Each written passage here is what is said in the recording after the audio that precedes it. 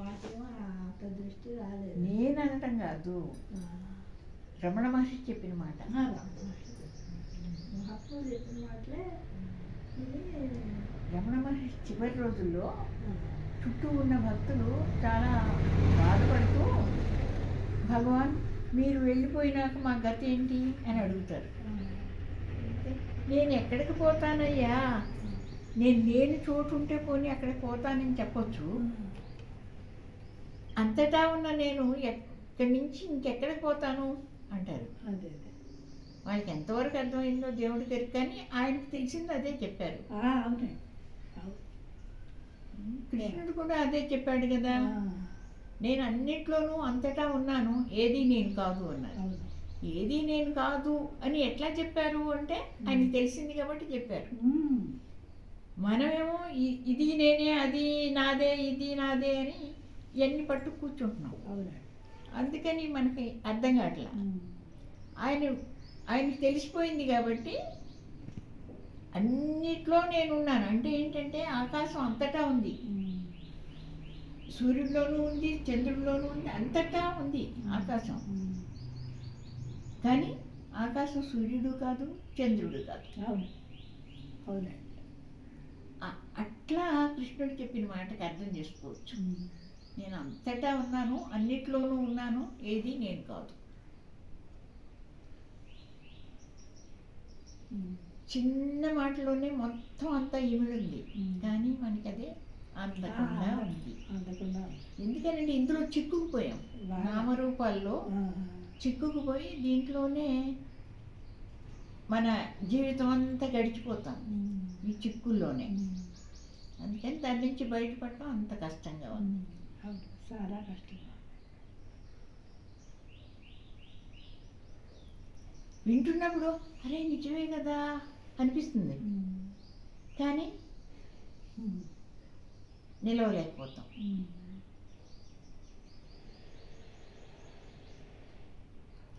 ఇప్పుడు ఉన్నది చైతన్యమే, చైతన్యంలోంచి నేను అనే ఒక భావన పుట్టింది, అదే అహంభావన, నేను అనే భావన.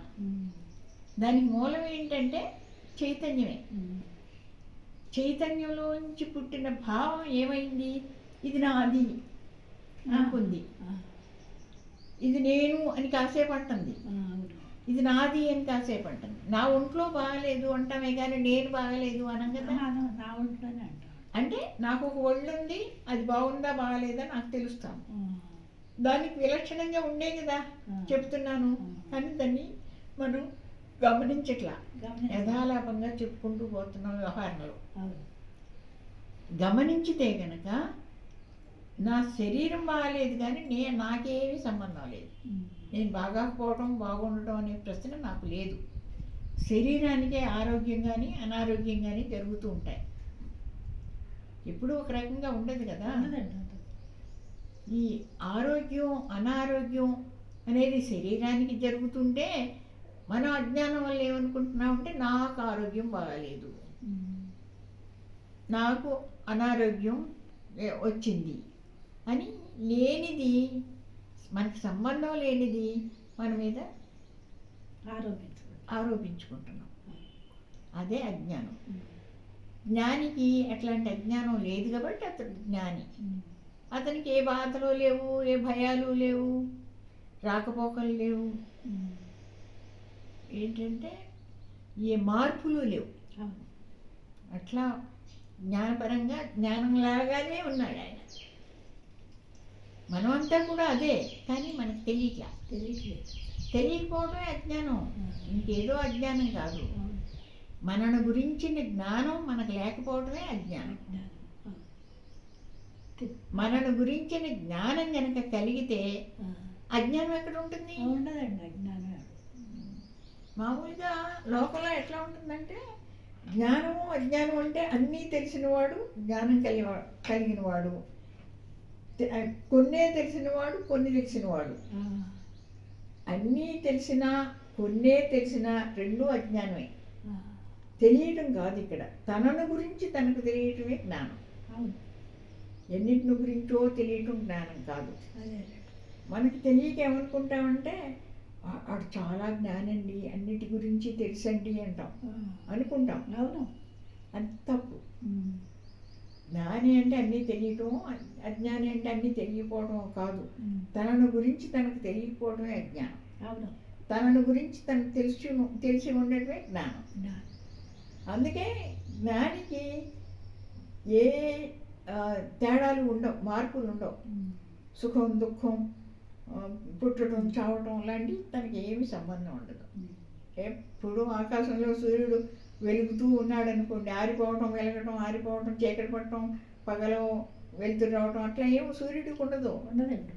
సూర్యుడి ఎప్పుడు ఒకే రకంగా ప్రకాశించుతూ ఉంటాడు. ఉమ్. ఎవరికి ఉంటుంది చీకటి వెలుగు, రాత్రి పగలు అనేది? ఉమ్. భూమికి సంబంధించిన వాళ్ళకే ఉంటుంది, భూమికే ఉంటుంది. అవును. సూర్యుడికి పగలు లేదు, రాత్రి లేదు అవును. కదా. ఉమ్. దాన్ని మనం ఎవరన్నా పట్టించుకుంటామా?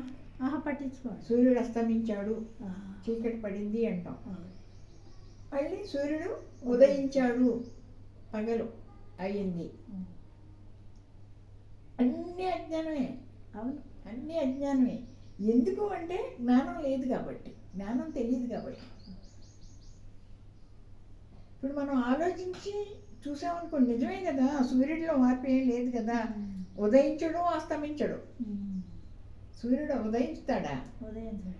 కానీ మనం ఏమంటాం, ఇన్ని గంటలకు సూర్యుడు ఉదయిస్తాడు, ఇన్ని గంటలకు సూర్యుడు అస్తమించుతాడు అంటాం. మనకు కనపడుతుంది. మనమే కాదు, పెద్ద పెద్ద సైంటిస్టులు కూడా అదే చెప్తారు.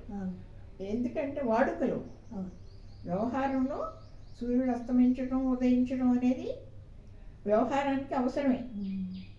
కానీ మూలానికి వెళ్తే సూర్యుడు అస్తమించేవాడు కాదు, ఉదయించేవాడు కాదు.